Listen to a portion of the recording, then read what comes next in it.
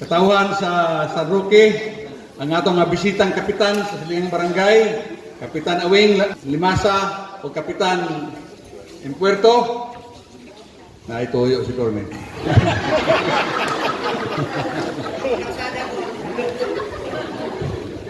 Mga membro sa media, kanatong tanan, maing Pasko. Salamat kayong nagkatapok kita karon. Bisag bawal unta makatapok. Pero atong i-emphasize pagsugod yun nga atong gimintinar for the record. Narabay media dire. Kaya balog amigo nato ni kontrol nato ng katawanan ni. Nga atong gi-emphasize kanunay ang pag-observe, pagrespeto sa mandatory requirements sa protocol. Number 1, face mask. Number 2, face shield. Number 3, distancing. For the record, makita dire, nag-distancing kitang tanan. Ang mga tao, opisyales sa San Roque o sa Kapitolyo, sa syudad, na galing dire, atong ibintinar ang distancing. Ha? Steady lang mo diha yun. Mamay problema karon. Nanay daghang kay kamera. Daghang kamera. Wata kay bulog kay sa kamera. Kung siya tuyo, pagdaot ba lang? Dito kay bulog sa kita, ato na lang kaning kamutan nga maka-observe ta, maka-maintain ta, maka-comply ta sa balaod. Okay? Mag-exonan ko again na yung Pasko. Ganina ni Kapitan nga pinaskuhan daw ni Ikas Kapitolyo. Paingon sa inyo. Hinuod siguro na. Pero kami sa Kapitolyo, malipayon din may makaalaga ninyo. Sutihan ka lang mo. O di mo butuo ng istorya ha. Kaning San Roque pananglitan, pwede nang balik-balik na ito, Dre. Pag-alagad. Uli-puli na lang na kapitan, Dre. Abutin sa imo, Kap. Ikaw ni kapitan ka ron. Kahit kami, ang among motivation sa Capitol, it's purely public service. O pinaskuhan ng galing ni part kini sa among public service. Mabitaw, nangutaan ako ni kapitan kanya dudong, nga naman yun nga kini may magpili na kasada. Kaya ito may sa ako sila sa opisina, kini mga barangay official. Gusto mo ito ipangayon sa ako? Subsidy. Before that, it was subsidy. Anong nahatag kini kasadahan eh? Nung nakikipangayo, ako kainan ka, ay kong pangayo o gamay kay Kapitolyo mo na eh. Iignanta mo, nga pangita mo karsada, nga mas siminto na to. Kaya mo na ang ayan sa provincial government. Nili nang kagahapon, na nangat ko sa opisina, mga yung jitmatic. Jitmatic, ito pa na jitmatic. Uy, tigulang na ko. Ang lagapos jitmatic. Jitmatic. Na may mayor. Kung taga-asa kang mayor, sura na mayor. Padigo City na mayor, ato man nakauban. Pero ako mapagpangayuan ng jitmatic. Ang minasa, ang maayong pangayo sa Kapitolyo, total naman ang mga board members din. Mga plani, ma-approve bagay sila. Kung mangayo mo, ayaw ng jitmatic, water system. Kung natay kwarta, water system at buhaton. Kung naging mo na sa skiagot, karon. Kita mo yung skiagot, baka tumatun over ba?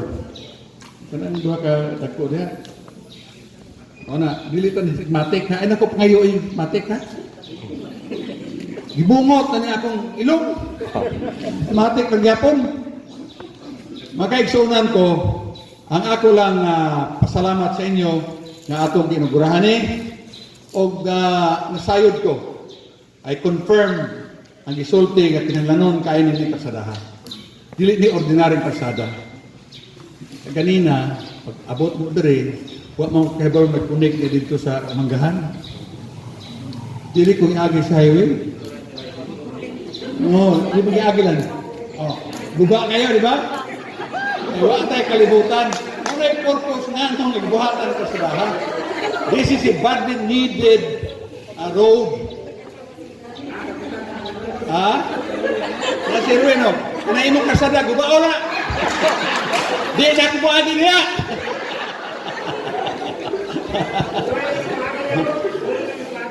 Nabiktima ko kanina, ano niya, nagguba man kasadahan.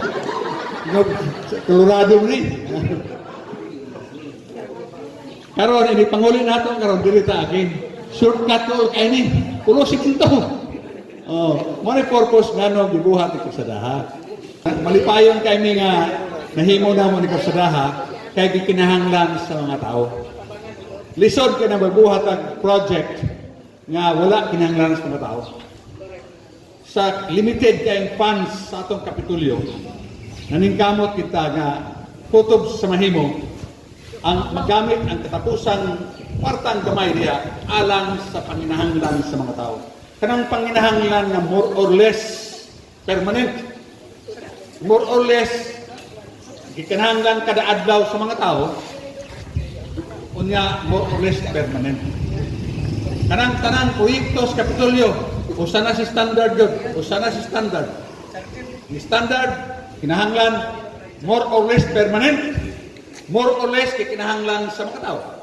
Example, kagahapon, dito ko sa Biaw, Pugon, natong yung adlaw dito sa Malalag, kung siya ang gibuhat, nag-distribute may og mga bangka para sa mga mangisda. Dito sa Malalag, 37 ka bangka. Mangingisda nga pobre. Walay bangka nga dunay makina o pukot. Lipay kay sila. Gani dito man kamay gapon no. Dito sa Kugon. Nauwaw ko sa mga tao nga mangingisda kay nagprepara og pagkaon. Sa mamoy ba magkuan ni para magkaon? Nagi katirir. Naos ba itong gihata dito? Bangka taon to og makina. Ulaw kay ko ba? Igo ay pag-usaban nyo na. Ikaw, ganyan ta magkakaroon ng mga panginaburahan nato ni.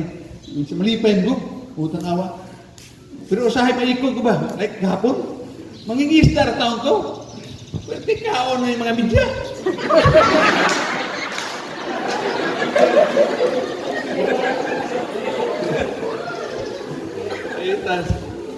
Pero ang ako lang point rin ba na kung magbuhat ang butang na maayo para sa mga taong kinahanglan nila, they feel happy and ang ilang gratefulness sa ato overwhelming kay nagapon lagi kuting dinindahay dito nanobra ka rin sa matos na mangingisda na taon rin ang among gihatag bangka o makina of course worth I think over 1 million ang total kay 23 na kabuo katong dito sa Malalag 37 mga Muslims to mga ex-MNLF o mga anak ako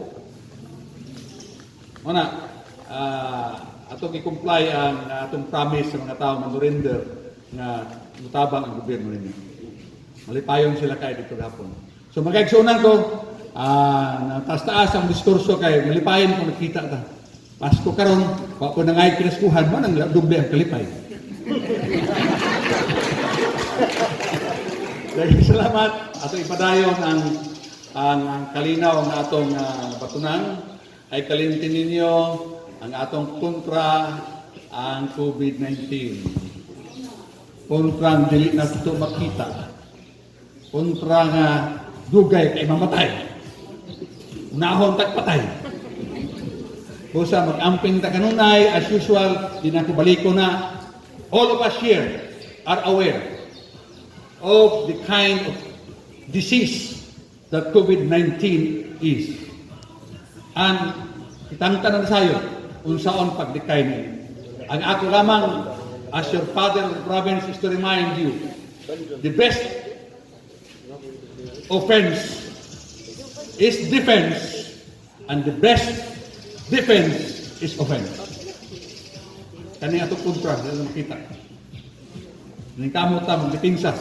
Okay? Ang ato hinumduman kanunay ang say rason nga ang Pasko. Bawal ang papabuto. Daghang mga kuan kadi ato lipo bibo kay ta usahay manunod ta sa book. Celebrate ni Christmas wa nay lubintador. Wa nay I hope that ang gobyerno sa kwitis na lang ba? Sa ano pagsugat ang Pasko o New Year? Daghang mga buntis din eh. Ewan nila ibotong. Lain rin kebutan. Daghang salamat. Ug may Pasko kanatong tanan. Happy New Year.